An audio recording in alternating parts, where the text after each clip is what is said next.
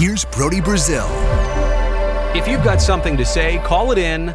Let it fly. 1-833-4-BRODY. That's the number. It goes straight to voicemail. You leave an outstanding message. I listen to all of them, and then I get to respond to the very best ones here on future videos. Hey, Brody. This is Jeff from Roanoke, Virginia. And I think you should do a future video on why the Angels baseball club sucks and how they haven't been to the playoffs in over a decade. Yikes. There's been debate amongst Angels fans, but the majority are saying that Arte Moreno might be the issue. But I'd like to know your thoughts because the Angels really, really suck. And their fan base feels very sad that we haven't made the playoffs in ages. Okay, bye now. Hey, Jeff, thank you very much for the call. And it is interesting, right? How sometimes it takes a very deep and intellectual and nuanced question to have me provide a thoughtful response and make a really good YouTube video of a very deep conversation here. In your case, it's a simple question. Why are they so bad? It doesn't necessarily make sense. And I want to point out the reason that I'm taking this voicemail and making a response video to it, it's not because I want to sit here and hate on the Angels. I really don't have that inspiration or desire in my soul. It's not that. I just think that their situation across the last decade, across the last 20 years, it's an interesting study because they spend money. They win a decent amount of games. They get good crowds. They have loyal support. So, what is it? Why can't they get to the next step, the next level? They're a team that once had Shohei Ohtani and Mike Trout as the tag team duo, and them together with a surrounding cast never even made the playoffs once. Last time the Halos went to the postseason, to your point, 2014, they won 0 games, they lost 3 games, and the playoff appearance before that, it was all the way back in 2009. So it doesn't make a lot of sense. Again, for an Angels team that has been pretty consistent. Here's their wins across the last 20 years. And there's a lot of teams which flirt with a 100-loss season, like a 60-win season. The Angels haven't been there. They're generally above 75. They're usually closer to 81, that 500 mark. A lot of years they're over that. And there's a lot of major league teams out there that would be envious of this because the Angels never really went through that deep dive and then that recovery. They've been frustratingly, consistently mid. Am I saying that right? Over all the years. They've just kind of hovered and never made that next step. I know you're looking at 2020. That was a different year. There weren't that many games, 60-plus games. The point is here, generally speaking, they're in the mix. Now, the AL West has always been a tough division. And for a lot of years, it was the A's who were really good. Some years it was the Astros who were really good. Some years it's the Texas Rangers who are good. The Mariners have kind of flirted with that in recent years. The AL West has never been like a basement-style division of the American League. It's always been pretty competitive with one team or another. It's just always that, the Angels, maybe minus 2014, the Angels have always been that second or third or fourth place team or worse in the division.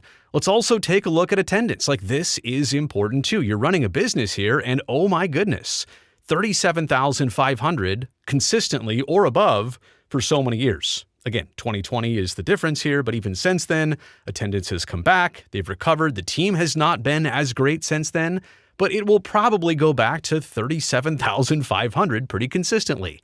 This is something else that most teams would be envious of. If you cross off wins and losses and you're looking at attendance, and if you're looking at payroll, and if you're looking at how things should be going, you would expect that the Angels would have had several long playoff runs and chances at a World Series over the years. But they just haven't. Again, so many things they do right, but maybe one main thing that they do wrong. Payroll is always competitive for the Halos, and I didn't make a graph out of that, but they're generally right around the league median or above. A lot of times they're top 10 in Major League Baseball payrolls. The big problem is sometimes they have a tendency to overpay. Now, what I think this proves is that you can pay to be a consistent team. Maybe that's the reason the Angels have never really dipped, is because they are paying for players and talent that are of a certain caliber that will kind of assure them being at least a 500 team. If they didn't spend, then maybe they would have a 100-loss season in their recent history. But the difference here is that they pay, but sometimes they have the tendency to overpay. And again, I'm not going to hate here. I'm not going to name names. But I think there are some recent and even current examples of players who have not even played a lot of games, let alone played those games well, to earn the value and the amount of their very sizable contracts. And I know you want me to say a few names. I'm not going to here. But yeah, that's kind of a thing with the Angels, is that they have the tendency to overpay. So maybe that's misleading. Well, we pay a lot of money. Yeah, but you just can't build a good baseball team ever. And I think the biggest part of this, if I'm going to identify it down to one thing, if I can really answer the question in one way, it's probably been pitching. The Angels are a team that plays in a ballpark where in the summertime when it's warm, you can score a lot of runs, your opponent can score a lot of runs, but if you can't stop the opponent, if you don't have good pitching, you're kind of not putting yourself in a good position to win any of those track meet style games. I think it's always come down to the Angels pitching. But again, to have a team with Ohtani and Trout for years, not just for 1 year, but for a handful of years, and to have that group never make the playoffs together, I'll talk more about them in just a second too. I think it's simply this.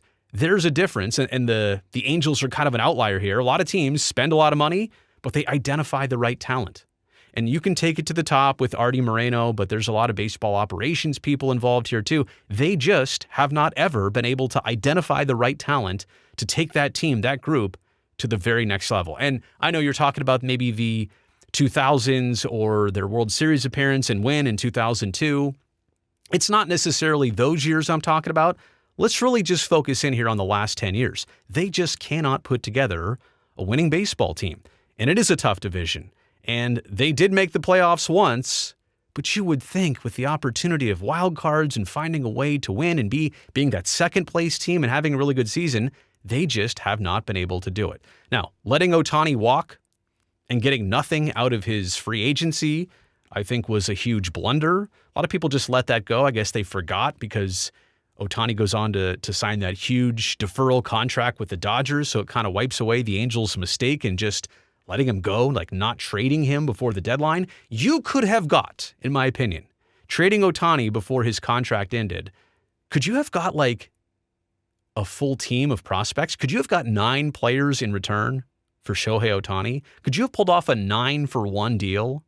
Like if the Angels wanted to trade him to the Dodgers back then, or anybody back then, think of the return that the Angels missed out on. And not to mention, I'm not going to say that the Angels have wasted Mike Trout's years and best years.